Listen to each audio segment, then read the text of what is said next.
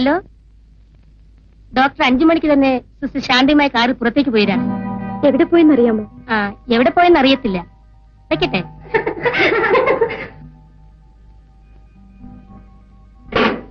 ചേട്ടൻ ആശുപത്രിയിൽ നിന്ന് പുറപ്പെട്ടു രാധേ?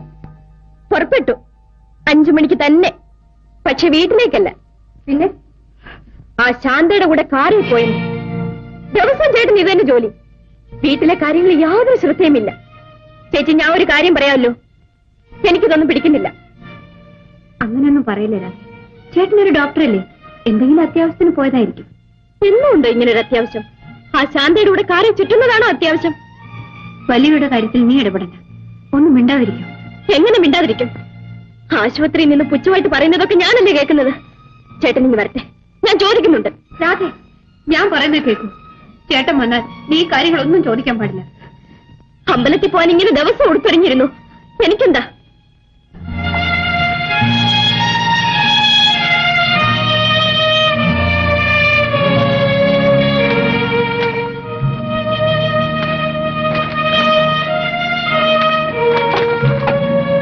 ശ്രീദേവി,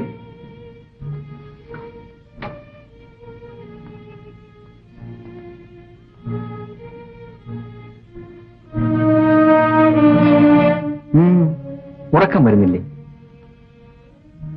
എങ്ങനെ ഉറങ്ങാനാണ്? എന്താ സുഖമില്ലേ?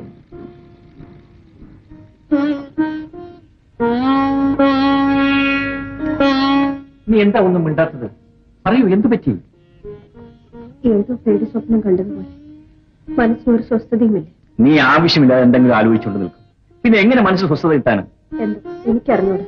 വഴി നമുക്ക് കിടക്കാം. നിൽക്കൂ, നീ എന്തോ എന്നൊന്ന് മറച്ചു വെക്കുന്നുണ്ട്. പറയും, കാര്യം എന്താണെന്ന് ഞാനും ഒന്ന് കേൾക്കട്ടെ. ആരോ ചേട്ടനെ എന്നിൽ നിന്ന് അകറ്റുന്നതായി, ചേട്ടന് എന്നോടുള്ള സ്നേഹം കുറഞ്ഞു വരുന്നതായി ഒരു തോന്നൽ. നീ എന്താ ഇങ്ങനെയൊക്കെ പറയുന്നത്? എന്റെ മോനെ നിന്നെ ഉപേക്ഷിച്ചിട്ട് ഞാൻ എവിടെ പോകാൻ? അമ്പലത്തിൽ പോകണമെന്ന് എത്ര പ്രാവശ്യം പറഞ്ഞു. ഇതുവരെ പോകാൻ കഴിഞ്ഞു. ഞാൻ വന്നില്ലെങ്കിൽ നിനക്ക് അമ്മയും കൂട്ടി അമ്പലത്തിൽ പോകാൻ പാടില്ലായിരുന്നു. ഈ മറുപടിക്ക് വേണ്ടിയല്ല ദിവസവും ഞാൻ കാത്തിരുന്നത്. എന്റെ ഈ ദേവനുമായി വേണം എനിക്ക് അമ്പലത്തിൽ പോകാൻ. ശരി, ദേവിയുടെ ആഗ്രഹം പോലെ തന്നെ നടക്കട്ടെ. നാളെ വൈകുന്നേരം പോകാൻ ഞങ്ങൾ ഒരുങ്ങിയിരിക്കും. പോരെങ്കിൽ നാളെ വിഷുവാണ്, വരാതിരിക്കുന്നു. ഓ, വിഷുവാണോ? അക്കാര്യം ഞാനങ്ങ് മറന്നുപോയി. സമ്മതിച്ചു, യാതൊരു മാറ്റവുമില്ല.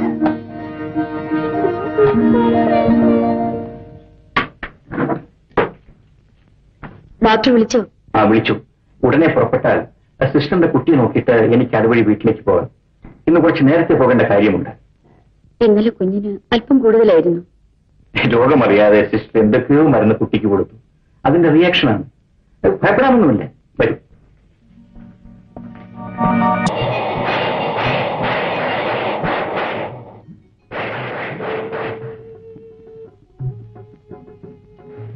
ചേച്ചി, വിഷുവിന് തയ്ച്ച തുണിയെല്ലാം കൊണ്ടുവന്നിരിക്കുന്നു. ദാ വരുന്നു.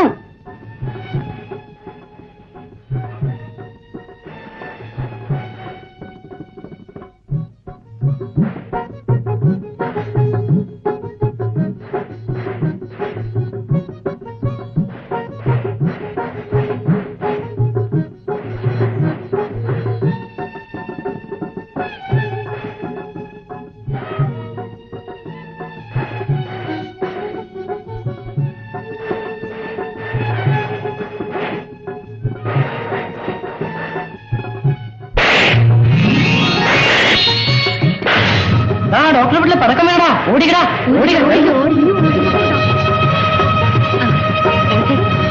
ഈ ഉടുപ്പ് നല്ലപോലെ ചേരുന്നത്. നമുക്ക് ഇന്ന് അമ്പലത്തിൽ പോകുമ്പോ ഇത് ഇടിപ്പിക്കാം. ചേട്ടൻ വന്നിട്ട് വേണ്ടേ പോകാൻ? ചേട്ടൻ സമയത്തിന് വരത്തുമില്ല, പോക്കും നടക്കത്തില്ല. ശ്രീദേവി, തുണി കരിയുന്ന മണം വരുന്നല്ലോ. ശരിയാണമ്മേ, എവിടെയോ തുണി കരിഞ്ഞിട്ടില്ല.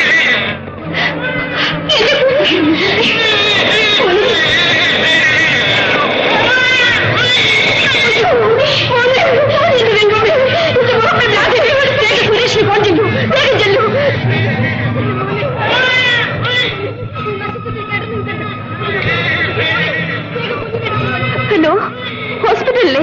ഞാൻ രാത്രി ചേട്ടനൊന്ന് വിളിക്കൂ, ഒന്ന് വേഗം വിളിക്കൂ. ഇല്ലേ അമ്മേ? എന്താ മോളെ? ചേട്ടൻ അവിടെ ഇല്ലമ്മേ. ആ നശിച്ച ശാന്തിയമ്മയെ പുറത്തു പോയിരിക്കുകയാണ് മോളെ. വേറെ ഏതെങ്കിലും ഡോക്ടറെ വിളിക്കും മോളെ.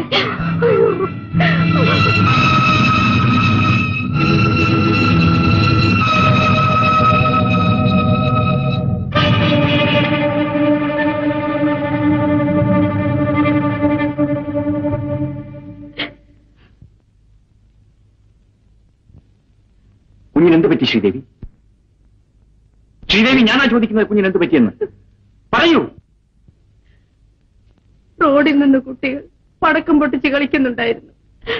അതിലേതോ വന്ന് വീണ് തൊട്ടില് തീ പിടിച്ചു പോയി.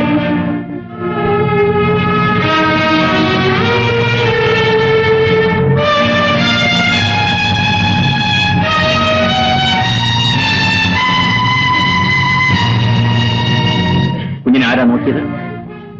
ഡോക്ടർ സോമൻ.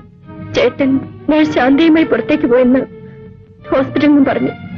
കുഞ്ഞ് ഉറങ്ങിക്കിടക്കുമ്പോഴും അടുത്ത് ആരെങ്കിലും ഇരിക്കേണ്ടതല്ലേ? കുഞ്ഞിനെ തനിച്ചാക്കിയിട്ട് ശ്രീദേവി എവിടെ പോയിരുന്നു?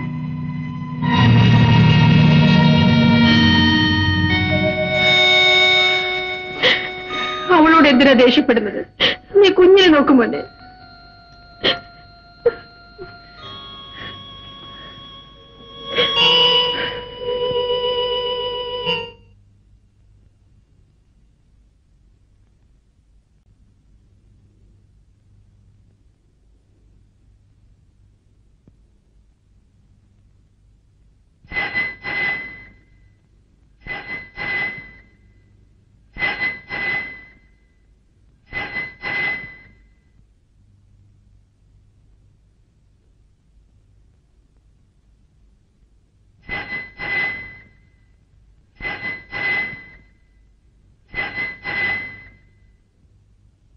ഹലോ, ഉണ്ട്. ചേട്ടൻ്റെ കൊടുക്കാം. ചേട്ടാ, നേഴ്സ് ശാന്തിക്ക് എന്തോ സംസാരിക്കണമെന്ന്.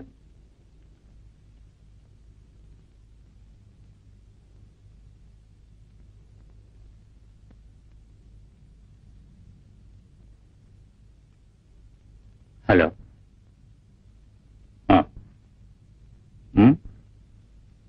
ഓഹോ.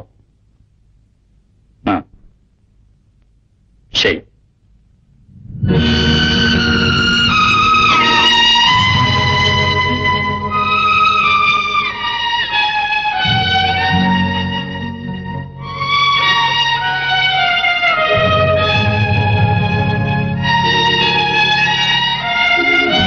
ചേട്ടാ,